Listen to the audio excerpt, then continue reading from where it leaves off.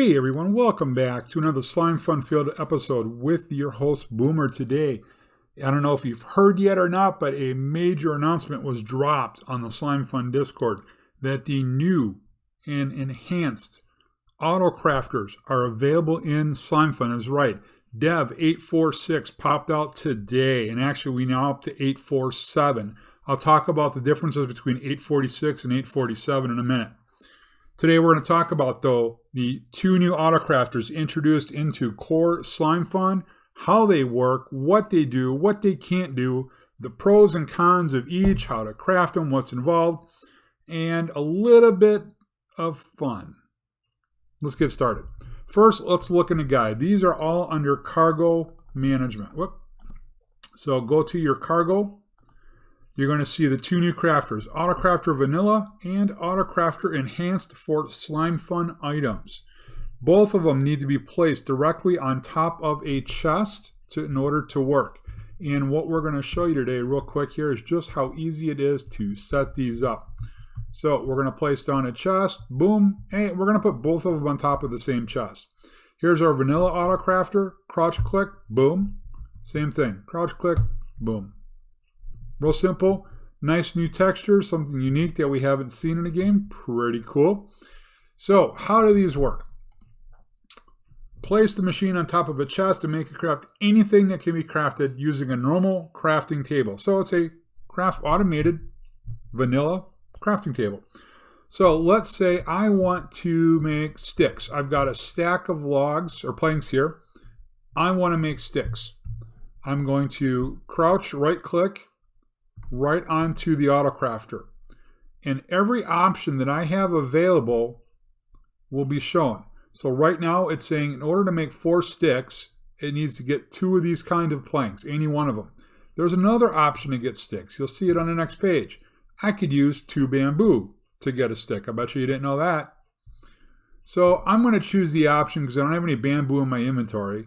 I'm going to choose the plank and I'm going to select this recipe. Once I click on this, that's going to lock it in, and now the Autocrafter is set to craft sticks for me. If I want to change it, I simply click on it, remove it, start over. Okay, so we're going to lock in the sticks. Now the Autocrafter does require power. Both of them do. And if I remember right, it's pretty low. 16 joules per item. Okay, so it's not per second, it's per item. So it's going to average approximately 16 per second because you're going to see it's going to craft this about once, not quite every second. It's a little bit more than that. So maybe it's going to run about 22 to 24 joules per second. Because if I remember right, it's going to be crafting about every 12 Slimefun ticks, which is 0.6 seconds. So let's go ahead and open this and let's stick our planks in. And there you go. You'll see the little green dots on top that tells you that it's working. If we open it up, now we're getting our sticks auto-crafted for us, and I don't need to lift a finger. And normally I would simply use cargo, pull the sticks out, send it wherever it needs to go. Real simple, right? So if I want to stop this at any time, I will simply click there and remove it. But let's go ahead and get my sticks out of the way. Now the other one is the Slimefun one. Exact same process. Let's say everybody's favorite thing, right, is making cargo node connectors. Everybody loves making these things. I know you all do. So crouch right click, it's going to bring up the recipe for me. 4 bronze ingots, 4 silver ingots, and a cargo motor. We're going to go ahead and lock this in. Now I'm going to simulate bringing the items over. Okay, so assume that this is a smeltery pumping out bronze ingots. This is an ingot factory pumping out silver ingots. This is another auto crafting chamber pumping out cargo motors. Okay, I have them all set to come on the same channel, and as soon as I blacklist this, they're all going to start coming over. There goes our little stars. So let's watch. Initially, it kicked over a stack of cargo motors, a stack of bronze ingots, and a stack of silver ingots. It's pulling 1 cargo motor and 4 bronze and 4 silver at a time.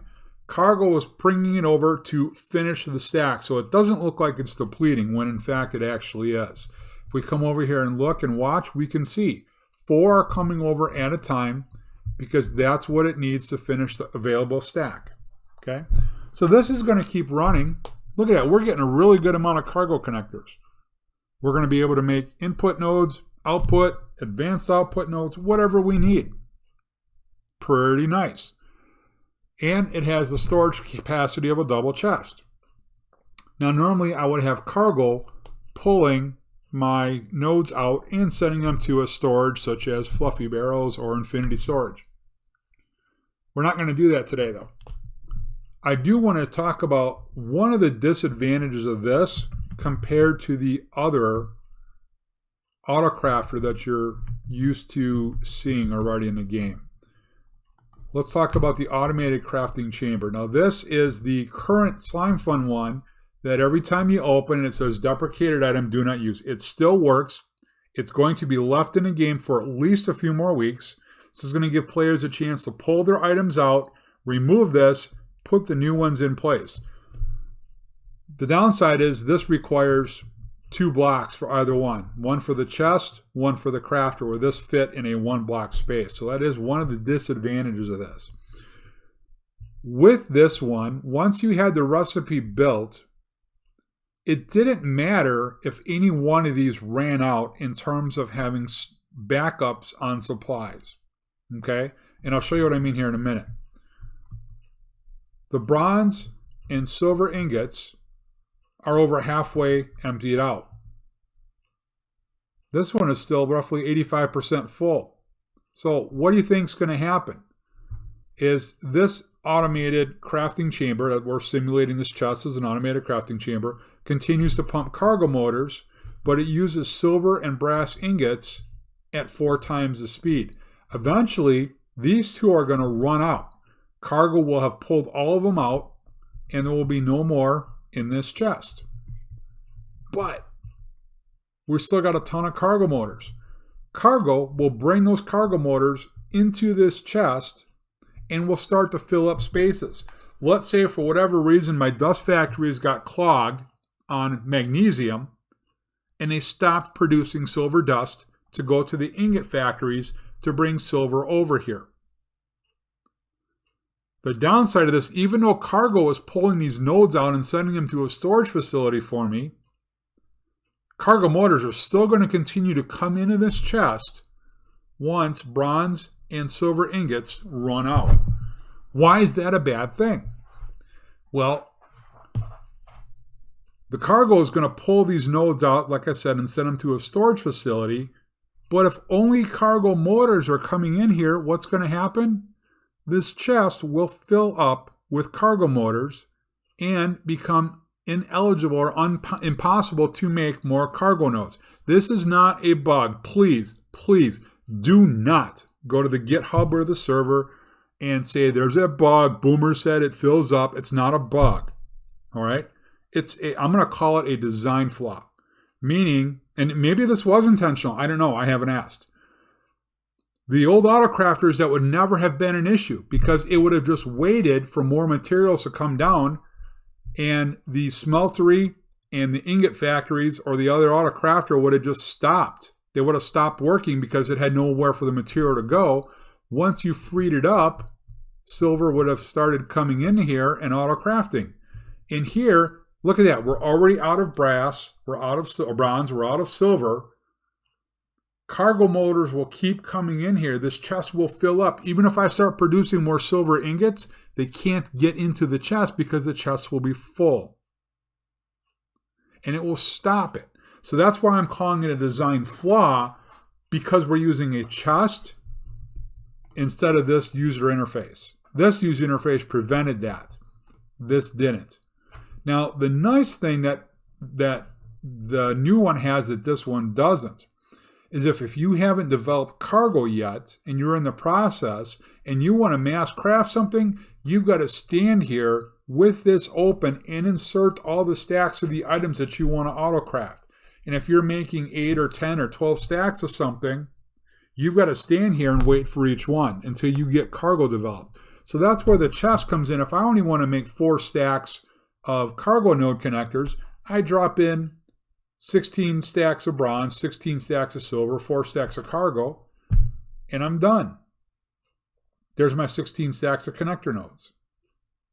So there are pros and cons to each. And I think this is going to create challenges. Now, I do have, believe it or not, I do have a vanilla workaround. It's a lot of work. It's very similar to the workaround I did with the liquid plugin, where you could inadvertently craft brass, molten brass, when you were trying to craft, I believe it was the reinforced ingots. I had dispensers, one at a time, would shoot one of each molten lava item or molten item into a chest, and then that chest would pull all the items over. There is a way to do it where you would have, let's say, these would shoot these the brass, the silver, and the cargo motors into dispensers. On the back side of the dispenser would be a comparator, and as long as a signal was given off by that dispenser, every 15 ticks or 12 ticks or whatever you set your redstone clock to, they would fire those items into a chest, and then cargo would bring those items from the chest into here so they could be auto-crafted. The moment a dispenser runs out, the comparator goes off, and on the back side of the block that it goes into is a torch, and that torch will stop the redstone circuit until there's items in that dispenser, and then it will pick back up. So there's a way around it in vanilla. It's not space, it's a space monger, it's not fun. It's going to take up a lot of room that you don't, and I don't mean 50 blocks, but it might take up a 5 or 6 by 3 area for each one of those items, or maybe it's 5 by 5 by 3. I don't know, I don't have it worked out exactly, but I know how it would work. So there is a vanilla workaround, and if you have the room, fine. If not, you will, if you're crafting like for me, I know 99.9% of the people who play Slimefun, this won't be an issue. But when I'm crafting 6,000 mortars a day to sell at a shop, I need this thing to run. So I'm going to have to come over here and either check this chest multiple times a day, or I'm going to have to create the vanilla workaround. So again, it's why I call it a design flaw. And it's not really a flaw, it's just different. There's nothing wrong with it. It works. It works as intended that way. Okay? 99.9 some odd percent of you who play Slimefun won't experience that problem probably. But there might be a few of you who do. So here's what I'm willing to do. If 15 people in the chat comment saying that they want to see the vanilla workaround, I'll build it. All right? Now, there is one bug with this. Don't worry, it's been reported. I've already found it out. I reported to Biscuit. He's fully aware of it. He knows exactly what it is. And I'm sure we're going to see the new release around it shortly.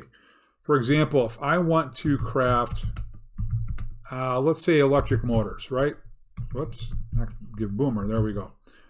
Electric motors is something that a lot of people would autocraft. That's very common, especially on servers where you're playing a lot.